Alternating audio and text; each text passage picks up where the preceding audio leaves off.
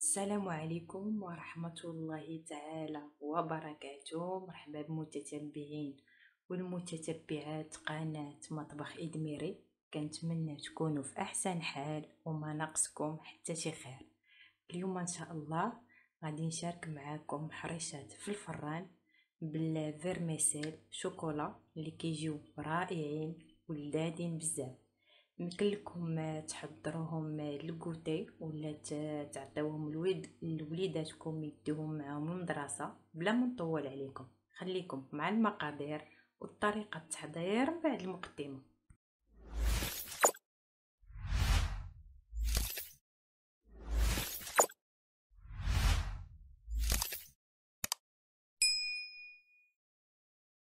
نبداو على بركه الله. عندي هنايا بيضه تكون بدرجه حراره المطبخ، وعندي قبيصه ديال الملح، وعندي فانيلا وحده، وعندي خماره ونص، وعندي 3 المعالق كبار ديال سكر سنيده، وعندي ياغورت مسوس، وعندي 2 شاصيات ديال فلان كراميل، وعندي نص كاس ديال الزيت، و3 الكيسان ديال السميده الرقيقه. وغادي نضيف قبيصه ديال الملح، وغادي نضيف بيضه،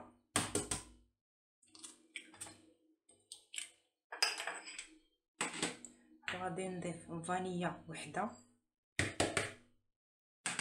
وغادي نضيف نص كاس ديال الزيت، وغادي نخلطهم مزيان.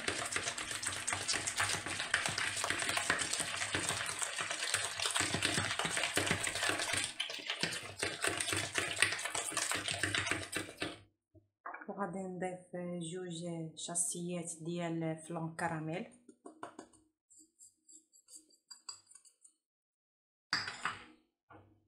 3 المعالق ديال سكر سنيده،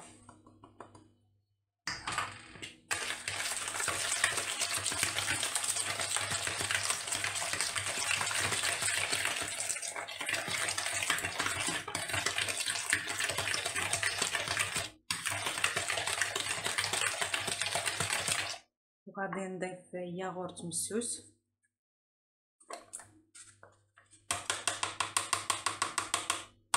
غادي نخلطهم مزيان.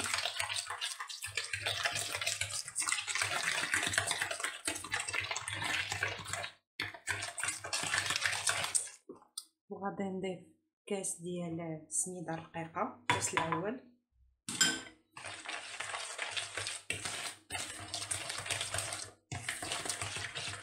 وغادي نضيف كاس الثاني مع خماره ونص، وغادي نخلطهم.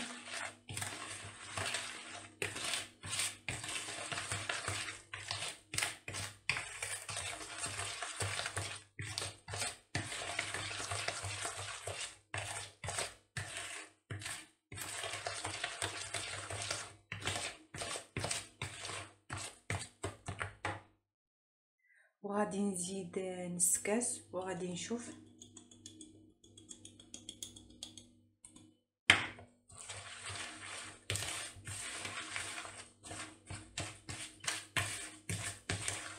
كنتحصل على هذا القوام هذا، وغادي نضيف ليها 2 معالق كبار ديال فيرميسيل شوكولا راني كديرها في الثلاجه باش ما يذوبش ليا. غادي نكبو حتى هو هنايا،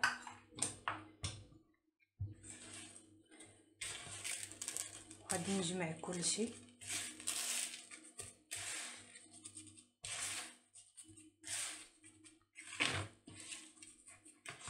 بحال هذا الشكل هكا.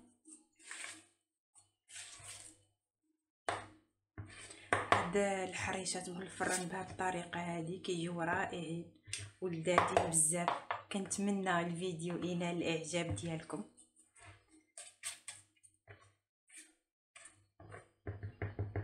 صافي كنحصل على هذا القوام هذا، راني ضفت غير نص كاس، ها هو نص كاس رشاد. وغادي نغطيها.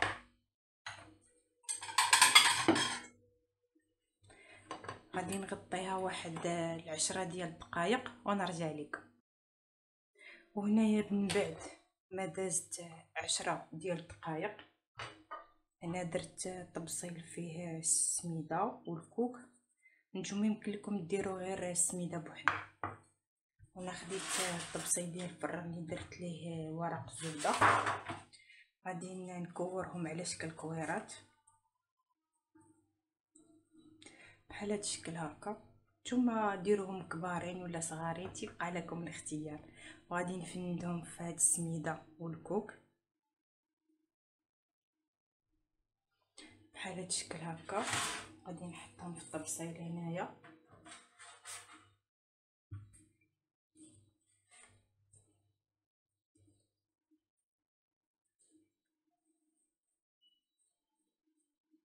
بحال هاد الشكل هكا. وغادي نفندهم في السميده والكوك.